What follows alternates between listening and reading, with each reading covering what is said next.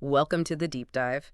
So you've shared a really fascinating collection of materials with us, Mhm. all focused on communication, leadership, and drawing these really interesting parallels between parenting and, the workplace. Yeah, it's quite a mix, isn't it? It is. So our mission today really is to dive into these sources and pull out those actionable insights. Right, the practical stuff. Exactly. Things that can genuinely help you sharpen your understanding of how to communicate effectively, how to lead well, wherever you might be applying it. And the range is pretty wide, like you said. Yeah. We're touching on nonverbal cues, that whole world beyond words. Right. How to tell if someone actually gets what you're saying, the importance of explaining why we ask for things. Which is huge. Huge. And then the flip side, what happens when we don't check for understanding? Plus, listening, handling emotional reactions. All the big ones. Dialogue, dealing with people who kind of shut down the trap of being too busy for communication. Yeah, and feedback, why it's scary sometimes, how to do it better, mistakes too. And that parental attentiveness idea, how that applies to leadership. Empathy as well. Loads to unpack. Definitely. Okay, let's get into it. Communication. Hmm. We think words, right? But these sources really push us to look beyond that. Let's start there, with communication beyond just the verbal. Yeah, absolutely. What really jumps out is this idea that our attitudes, our emotions, they're being broadcast constantly, often without us even realizing it. How so? Well, think about a manager saying, yeah, the project's fine, it's on track, Okay. but maybe their tone is hesitant, Uh-huh. or they look really tense, shoulders hunched up. Ah, I see. The words say one thing. Exactly. But the nonverbal cues, the feeling behind it, tells a different story. Hmm. And that inconsistency, it creates unease. People pick up on it. That makes total sense. It's like that old saying, right? So much of communication isn't the words themselves. Precisely. Facial expressions, tone of voice, posture, they can either back up what you're saying or completely undercut it. And if there's a disconnect, like a leader talks about work-life balance but is always sending emails at midnight. Right? That erodes trust. People are smart. They read those signals, even subconsciously sometimes. It feels, well, inauthentic. So it's tied strongly to emotion then. Very much so. Yeah. Our feelings often leak out non-verbally.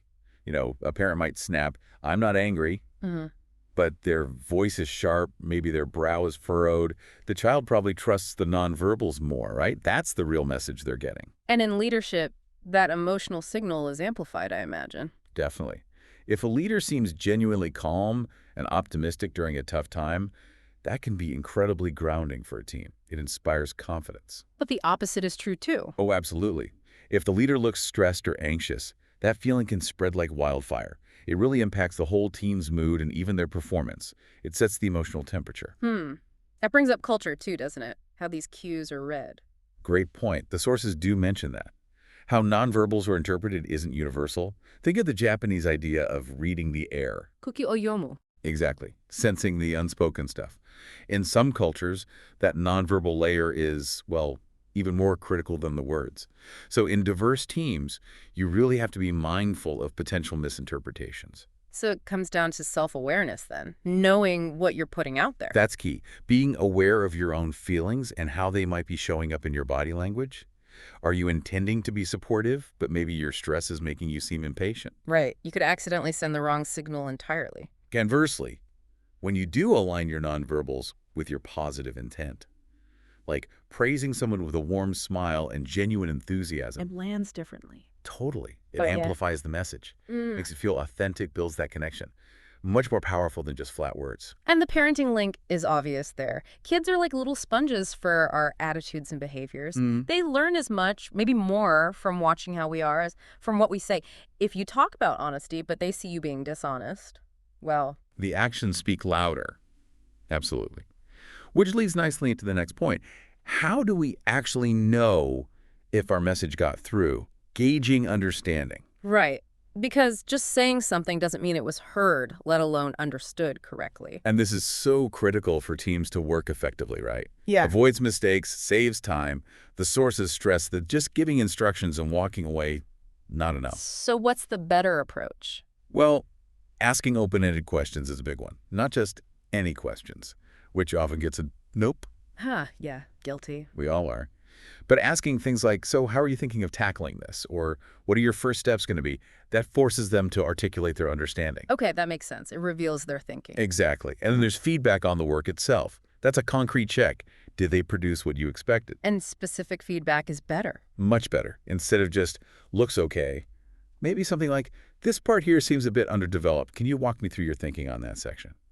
It probes for understanding. Observation, too, I guess. Yeah. Watching how people are working. Yeah, paying attention. Are they hesitating? Asking colleagues lots of questions. Looking confused. Those little things can signal that maybe they didn't quite get it. And it's important to find out why they're stuck, not just that they are. Crucial. Asking about challenges, obstacles, is anything getting in your way? Or what roadblocks are you seeing? That helps you figure out the real barrier. Team meetings seem like a good place for this, too. Definitely. When people have to explain their plans or progress to the group, you can see pretty quickly who's on track and where the understanding might be diverging. Like asking someone to walk me through how you're planning to approach this. Perfect example. Much more revealing than, do you understand? And the key is acting fast if you do spot a misunderstanding. Don't let it linger. And our own communication style matters here, too, right? Absolutely. Being clear, concise, and then actively asking things like, did that explanation make sense? Or, what are your key takeaways from our chat? It invites them to confirm. Okay, so we've covered sending the message, checking it was received. Now let's talk about this idea of explaining why. The sources link this back to parenting quite strongly. They do. And it's such a powerful concept. Think about telling a kid, go to bed. Often met with resistance. Right. But if you say, it's time for bed because getting good sleep helps you have energy for the park tomorrow, it changes things. It gives a reason. So it's moving from just giving an order to providing the rationale. Exactly. Eat your broccoli versus eating broccoli helps your body stay healthy and fight off colds. It helps kids and adults understand cause and effect. It builds logical thinking. So giving context, like, we need this report by Friday because it's essential for the client meeting on Monday. Precisely. Knowing the why gives the task meaning, and it actually empowers people. When they understand the reason, they're more likely to take ownership, be proactive. It's more motivating, too, I'd imagine. Less like just following orders. For sure. It offers that psychological satisfaction. Okay, I see why this matters. And it builds trust, doesn't it? Explaining, we can't go to the park now because it's raining hard and it's slippery and unsafe. Much better than just a flat, no, we're not going. It shows respect for their ability to understand. It deepens the connection. It also seems like it helps develop self-management. If you understand why saving money is important, you're more likely to do it yourself. Absolutely. It helps internalize the value behind the action. You're not just doing it because someone told you to. And problem solving, too. If you understand the why behind a process, you can probably figure out how to adapt it if something goes wrong. Yes. It gives you the framework to think critically, not just follow steps blindly. You can analyze the situation better. Whereas just giving commands, that can lead to just, well, mechanical compliance. Or even pushback. Often, yeah. It can feel arbitrary, dismissive even. People might do it, but without real engagement. Explaining why also seems crucial for values. Like explaining why being kind is important, not just telling someone, be kind. Exactly. It helps shape beliefs and encourages willing participation, not just obedience because of rules. They appreciate the reason behind the rule. And ultimately, it probably makes them better communicators too, right? Because they learn to explain their own reasoning. That's a great point. It models how to articulate perspectives effectively. Wow. Okay, so explaining why is incredibly powerful. But what about the flip side? When we fail to confirm understanding, let's get into the costs of insufficient confirmation. Oof, yeah. This is where things can really fall apart, especially in teams. The sources are clear. Lack of confirmation, lack of follow-up, it leads to big problems. Like what kind of problems? Well, picture a leader gives instructions, assumes everyone gets it, no check-ins. Then weeks later, surprise, the work delivered is totally off base. Meaning rework, delays. Exactly. Wasted time, wasted effort, frustration all around. It's like starting a road trip without checking the map together first. And it often starts earlier, right? Like not sharing enough info at the beginning. Definitely. If people start with different assumptions because things weren't clarified up front, their efforts will naturally pull in different directions. You need that initial alignment check. But how does it impact people, like personally? Morale. That's a big one the sources highlight. If you put work in and no one checks in, confirms you're on the right path, or even acknowledges it, It can feel like your work doesn't matter. Yeah, I can see that. Feeling undervalued. Right, and that kills motivation, engagement. Just a simple check-in can make people feel seen and invested. And this isn't just internal teams, right? Yeah. Client relationships, too. Huge risk there.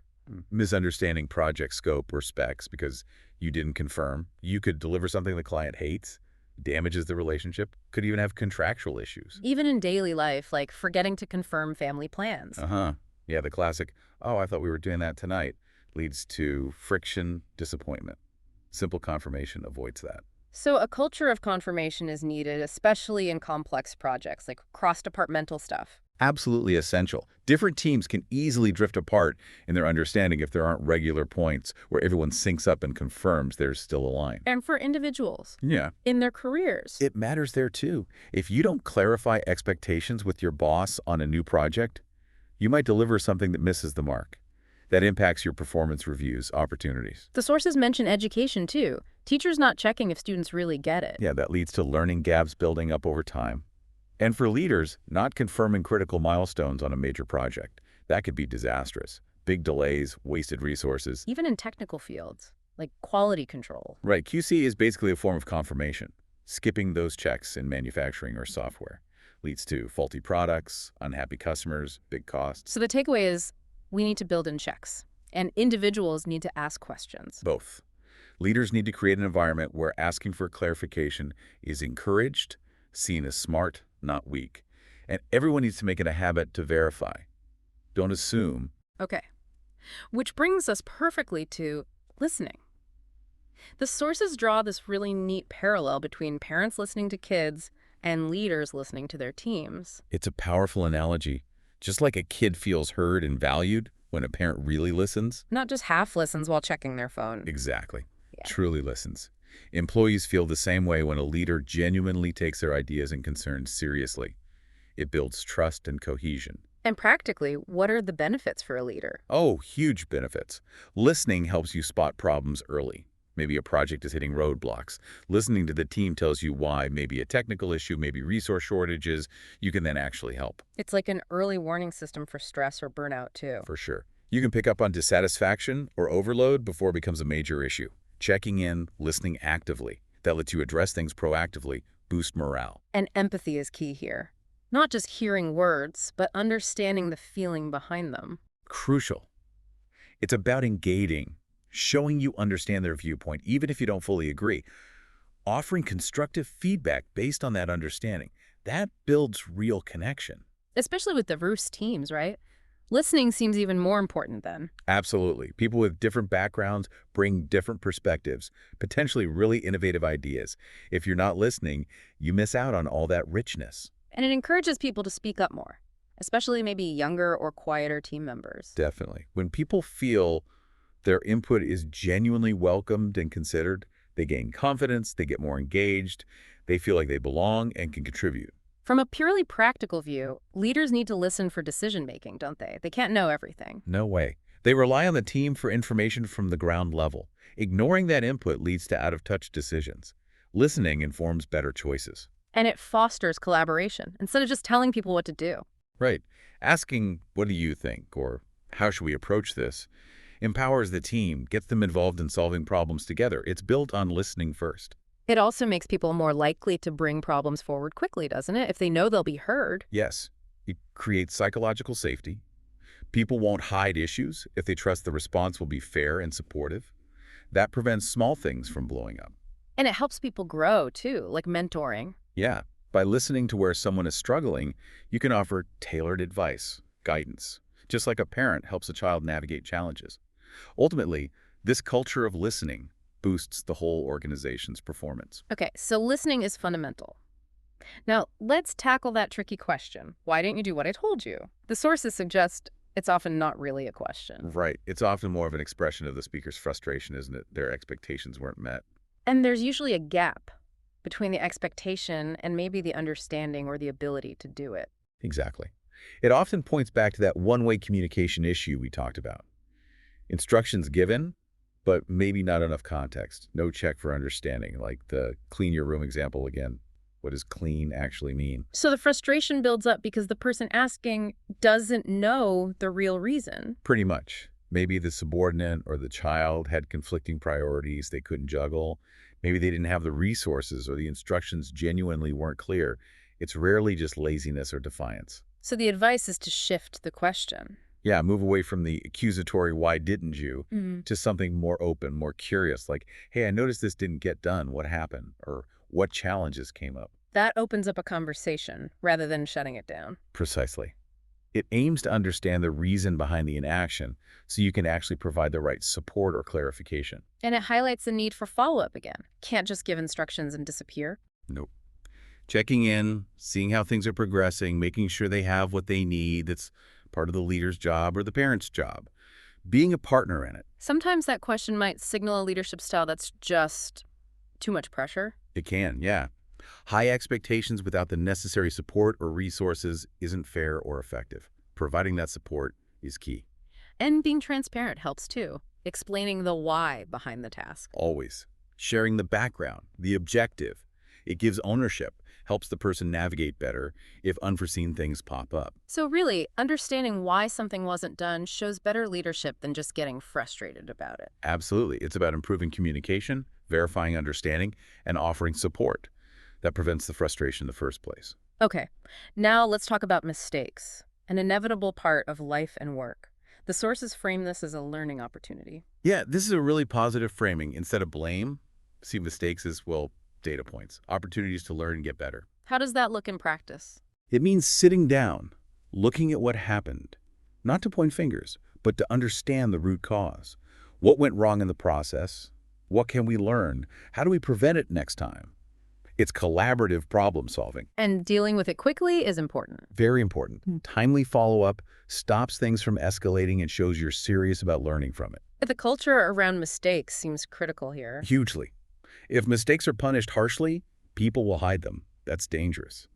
But if the culture is about learning, people feel safe to flag errors early, which is much better for everyone. So focus on the reasons, not the person. Exactly. Was it a flawed process? Lack of training? Yeah. A system issue? Fixing that gives long-term improvement rather than just blaming an individual. And the follow-up itself is part of the learning. Right. It's not just don't do that again. It's, okay, here's how we can approach this differently, or let's get you some training on this, or we need to change this step in the process. It creates that cycle of improvement. Does this approach help build confidence? Surprisingly, yes. When mistakes are handled constructively, focusing on learning, it actually builds self-efficacy. People learn they can overcome challenges and recover from errors. They're less afraid to try. And if there's no proper follow-up? Mistakes get repeated. It signals that maybe the guidance wasn't specific enough or the support wasn't there. You need to provide the tools for improvement. Leaders modeling this is important too, right? Admitting their own mistakes. Oh, absolutely. Right. Creates that psychological safety, shows it's okay to be imperfect, that learning is the goal. It's all part of a healthy feedback culture, really, using mistakes as concrete examples to learn from. Exactly. Not as failures, but as stepping stones. Having that flexible, positive attitude towards errors actually encourages people to take calculated risks, to innovate. That's how growth happens. Okay, switching gears slightly, let's look at that idea of parental attentiveness as a model for leaders. Yeah, this was an interesting angle. The core idea is how parents who are tuned in can spot subtle changes in their kids early on. Changes in mood, schoolwork, behavior. Right. Little shifts. Maybe a kid who's usually chatty becomes quiet, or their grades dip slightly. Noticing that early allows parents to check in, see what's going on before it becomes a big problem. So early intervention based on subtle cues. Exactly. Maybe they're struggling with a subject, or there's an issue with friends. Catching it early means you can offer support sooner. And this attentiveness builds trust, makes kids more likely to talk. It does. It creates that safe space. Yeah. They know their parent is paying attention and cares, so they're more likely to confide when things get tough. It requires more than just how is school, then. Definitely. More meaningful dialogues, specific questions, really observing. And it boosts their self-esteem. Yeah. Feeling seen and valued. Big time. Knowing someone notices and cares about your ups and downs makes you feel supported, more confident. And the flip side, if parents don't notice? Kids can feel overlooked, isolated, like their struggles don't matter. And if developmental or learning issues are missed early, it can have longer-term consequences. But there's a balance, right? Not hovering. For sure. It's attentiveness, not micromanagement.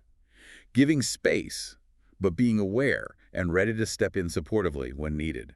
And the leadership parallel. It's pretty direct. Leaders who are similarly attentive to their team, noticing signs of stress, disengagement, someone struggling can intervene early, offer support, adjust workloads. It maintains a healthier, more productive environment. It's about reading the room, reading your people. Okay, let's talk emotional reactions. We all have them, but the sources warn they can cause problems. Yeah, they're instantaneous, right? But acting on that immediate emotion, especially anger or frustration, often backfires. Like a manager blowing up over a small mistake. Exactly. What happens? The subordinate probably shuts down, gets defensive. Productive conversation goes out the window. It becomes about the emotion, not the issue. And it damages trust long term. Definitely. If someone's prone to emotional outbursts, people become wary. They won't bring up issues, they won't be open, because they fear that reaction.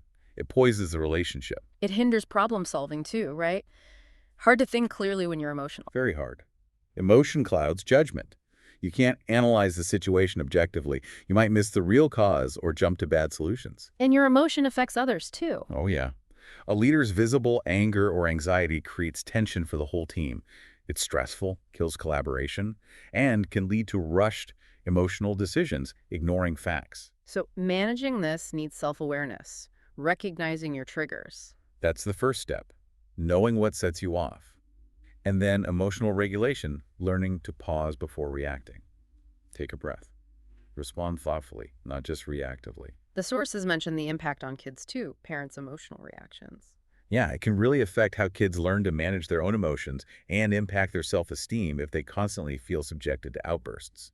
Modeling calm responses is so important. Ultimately, it comes back to trust again. Hard to build strong relationships if emotional reactions keep getting in the way. Very hard. It requires conscious effort to manage those impulses for healthier interactions. Which leads us nicely into the power of relationships that are focused on dialogue, especially parent-child, but with lessons for leadership. Absolutely. The sources really emphasize how open, respectful dialogue is foundational for a child's healthy development and self-worth. How does it help specifically? Well, feeling heard and understood validates their experiences, boosts confidence. It deepens trust. They know they can come to the parent for advice and support. And parents get a better window into their kids' world. For sure. Understand their thoughts, feelings, challenges. Dialogue also teaches kids how to express themselves effectively, a life skill. Does it help with problem solving? Yes, because instead of just giving answers, dialogue often involves asking questions, guiding the child to think through issues themselves, builds independence. And emotional regulation, seeing parents handle discussions calmly. Exactly. They learn by example how to navigate disagreements or difficult topics without melting down. Plus, dialogue is where values are discussed and shaped. And if there isn't much dialogue, Can lead to kids suppressing feelings, feeling disconnected, lower self-esteem.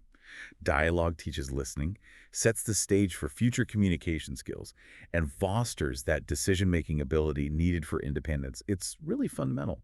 but what if someone resists dialogue? An employee, maybe even a teenager. How do you approach that? That's a tough one. The sources suggest there are usually underlying reasons, maybe past bad experiences, harsh criticism, feeling ignored. Or the leader style discourages it, like only giving orders. That too, or just a basic lack of trust. If they don't trust you, they won't open up. So empathy is important here, trying to understand why they're resistant. Crucial. Acknowledging their feelings, showing you genuinely want to hear their perspective, even if it's difficult. That can start to lower the barrier. Other reasons for resistance? Could be work pressure making it feel like too much effort, past negative experiences with dialogue elsewhere, personal issues they don't want to share, fear of vulnerability. It's like timing matters. Don't force it. Definitely don't force it. Choose the right moment. And maybe start with less direct methods. Written communication first, perhaps. And be clear about the purpose. That it's for growth, not blame. Yes. Reinforce that feedback is meant to help. It requires patience, empathy, and persistence to build that bridge. Okay, last couple of points. What about the leader who says they're just too busy for dialogue? Ah, the busy excuse. The sources are pretty blunt about this. It's neglecting a core part of the job, and it's damaging. How so? Well, if you're too busy to talk, your team can't update you, raise concerns, ask questions. Small problems fester and grow. Trust erodes. People feel unimportant if you don't have time for them. It probably stifles their initiative, too, if they can't check in easily. Yeah, They might hesitate to act independently. And you miss chances to see their growth, recognize achievements, or spot struggles. And people might just stop trying to talk to the busy leader. Exactly. They won't seek help when they need it. Communication becomes one way, teamwork breaks down. It undermines your effectiveness long term. Ironically, taking time for dialogue could save time later. That's the paradox. Addressing issues early through conversation prevents bigger, more time-consuming crises down the road. Neglecting dialogue because you're busy is often just losing sight of what's truly important in leadership supporting your people. Okay, finally, let's quickly touch on fear of feedback again and the importance of how it's delivered. Right. Just to reiterate that fear often comes from past negative experiences, sensitivity about performance, or a harsh company culture. Perfectionists can find it especially tough. And the leader's delivery matters hugely. Tone, approach, low self-esteem can make it harder too. All true. Self-awareness helps us receive it better. And organizations need that feedback-friendly culture, framing it for growth. Overcoming the fear is both an individual and a collective effort. And the strategy. Calm, specific, future-focused feedback is best. Exactly. Focus on actions, not personality. Make it about learning and improving, not blame. Regular, balanced feedback becomes less scary and more useful. Okay, wow, we've covered a lot, so pulling it all together. Yeah, you see these clear themes, right? The absolute need for clear, empathetic communication way beyond just words. Understanding and being understood. The power of explaining why, the risks of not confirming, the value of really listening. Treating mistakes as learning fuel. That attentive approach from parenting applied to leadership, managing our own emotional reactions. Building relationships through dialogue, strategies for resistance and fear, it's all deeply interconnected. And hopefully pulling these threads together gives you, the listener, kind of shortcut.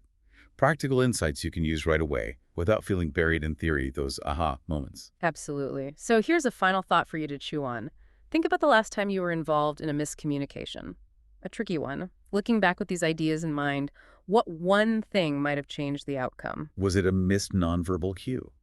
A lack of confirming understanding, maybe not explaining the why? Or think about someone you know who communicates really effectively.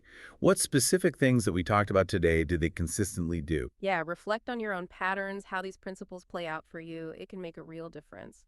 Thanks for diving deep with us today.